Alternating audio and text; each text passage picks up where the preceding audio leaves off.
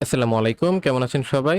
তো আজকের ভিডিওতে হচ্ছে আমরা Django REST ফ্রেমওয়ার্ক ইউজ করে আমাদের ১ম এপিআই তৈরি করব। আর হচ্ছে আমরা দেখার ট্রাই করব যে এই প্রসেসটা আসলে কাজ করে কিভাবে। তো ১ম এ আমরা কি করব? আমরা হচ্ছে একটা অ্যাপ তৈরি করে ফেলি। আমাদের একটা অ্যাপ আমরা তৈরি করব। আমাদের অ্যাপের নাম থাকবে পোস্ট। ঠিক আছে? তো আমি যখন এই কমান্ডটা এপ্লাই করব Django admin start app তারপরে পোস্ট মানে আমার অ্যাপের নাম দিয়ে দিলাম।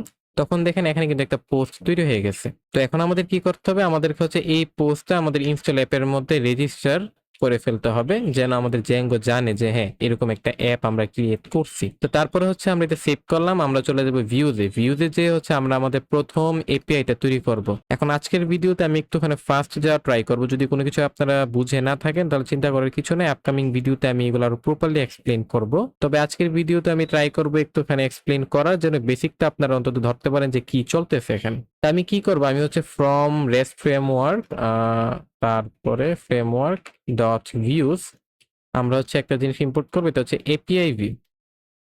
ঠিক আছে, আমরা এপিআই ভিউ ইম্পোর্ট করব এরকম ভাবে। তারপরে from rest framework dot response আমরা হচ্ছে রেসপন্স ইম্পোর্ট করব। আর এখানে হচ্ছে আমরা একটা এপিআই ভিউ তৈরি করব, মানে আমরা একটা ক্লাস বেসড ভিউ তৈরি করব, বা এটাকে আপনারা এপিআই ভিউ বলতে পারেন। আমরা এই ভিউটার নাম দিব ধরেন যে হ্যালো ভিউ। তো হ্যালো ভিউ দিলাম এরকম ভাবে। আর তারপরে হচ্ছে আমাদের এটা হচ্ছে একটা গেট রেসপন্স হবে। আমি এরকম ভাবে রেসপন্স তৈরি করলাম। তারপর ধরেন যে ডাটাতে বললাম কি যে মেসেজ হ্যালো, হ্যালো ওয়ার্ল্ড দিলাম এটাই। তারপরে এটা হচ্ছে রিটার্ন করবো রেসপন্স। তো এখানে কি হইতেছে আমি একটু বুঝার ট্রাই করি, যে এখানে কি হইতেছে। তো আমরা হচ্ছে একটা ক্লাস বেস ভিউ তৈরি করলাম যেটা নাম দিলাম আমরা হ্যালো ভিউ।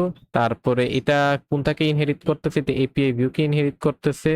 কেন করতেছে বা আমরা এপিআই ভিউ কেন করতেছে? আমরা কিন্তু এর আগে করতাম কি যে নরমাল ভিউ। তো আমরা এখন কেন এপিআই ভিউ করতেছি? তো এই এপিআই ভিউ ইউজ করার কারণটা হচ্ছে কি, এই এপিআই ভিউ হচ্ছে Django REST ফ্রেমওয়ার্কের একটা ফিচার যেটা হচ্ছে আমাদেরকে আরো মডার্ন, আরো এফিশিয়েন্ট, আরো পারফেক্ট একটা এপিআই তৈরি করতে হেল্প করে।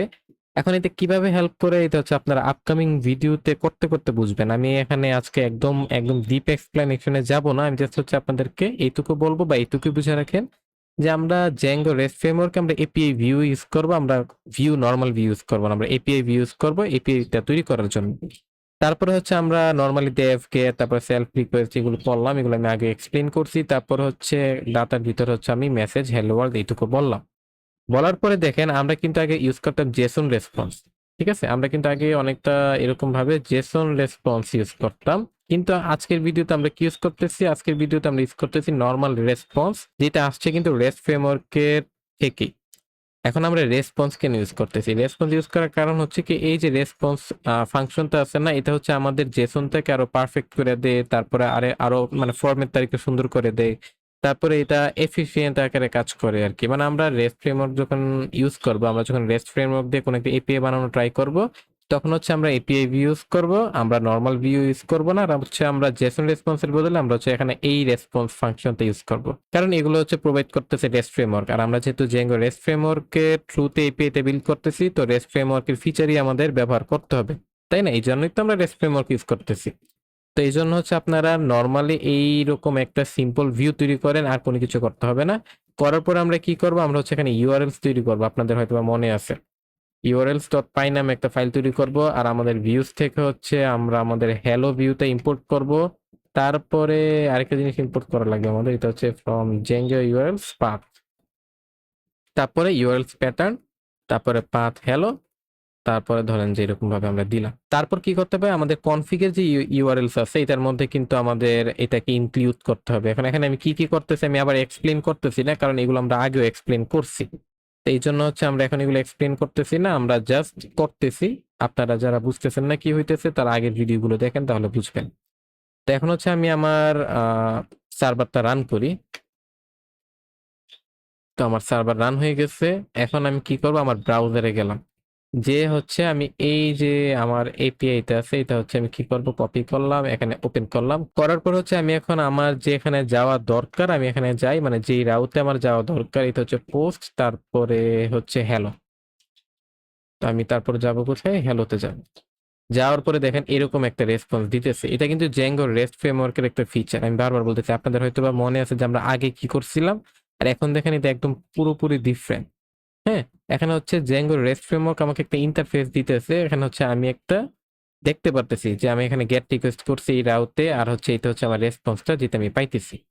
এখন আমরা কি করব, আমাদের পোস্ট মেনু হচ্ছে আমরা একটু ওপেন করে দেখি যেটা দেখতে কেমন হবে। আমি এখানে গেলাম, তারপর আমার এই রাউটটা কপি করলাম, করে এখানে পেস্ট করে তারপর আমি হচ্ছে সেন্ডে ক্লিক করলাম। দেখেন এখানে আমার রেসপন্স আইসা পড়ার কথা। এই যে আমার মেসেজ হ্যালো ওয়ার্ল্ড বলতেছি।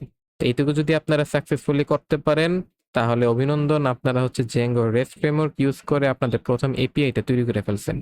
আবারও বলতেছি, কেন আমরা এপিআই ইউজ করছি, কেন আমরা রেসপন্স ইউজ করতেছি, এগুলো প্রপারলি আপনারা আপকামিং ভিডিওতে আরো ভালো করে বুঝতে পারবেন। যখন আমরা আরেকটু অ্যাডভান্স লেভেলে যাব, আমরা যখন আরেকটু বড় বড় এপিআই বানানো শুরু করব, তখনই আপনারা বুঝতে পারবেন যে কেন আমরা এপিআই ইউজ করতেছি, কেন আমরা রেসপন্স ইউজ করতেছি, বা আপকামিং ভিডিওগুলোতে আমরা আরো অনেক ফিচার ইউজ করবো রেস্ট ফ্রেমওয়ার্কের, ওইগুলো কেন ইউজ করতেছি।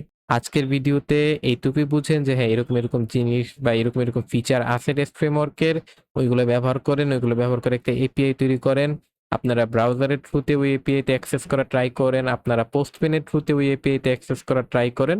এইটুকু যদি করতে পারেন তাহলে আলহামদুলিল্লাহ। এর পরবর্তী ভিডিওতে তো আমি বাকি যা যা করতে হবে দেখাবোই, কিন্তু তার এক পর্যন্ত এটুকু করতে পারলে আপনাদের জন্য হয়ে যাবে আর কি। তো আশা করি আজকের ভিডিওতে আপনারা মোটামুটি Django REST ফ্রেমওয়ার্কের একদম বেসিকটা বুঝতে পারছেন। আর তার পরবর্তী ভিডিওগুলোতে হচ্ছে আমরা Django REST ফ্রেমওয়ার্কের অন্য কোনো টপিক নিয়ে আবার আলোচনা করব। তার এক পর্যন্ত ভালো থাকবেন। আসসালামু আলাইকুম।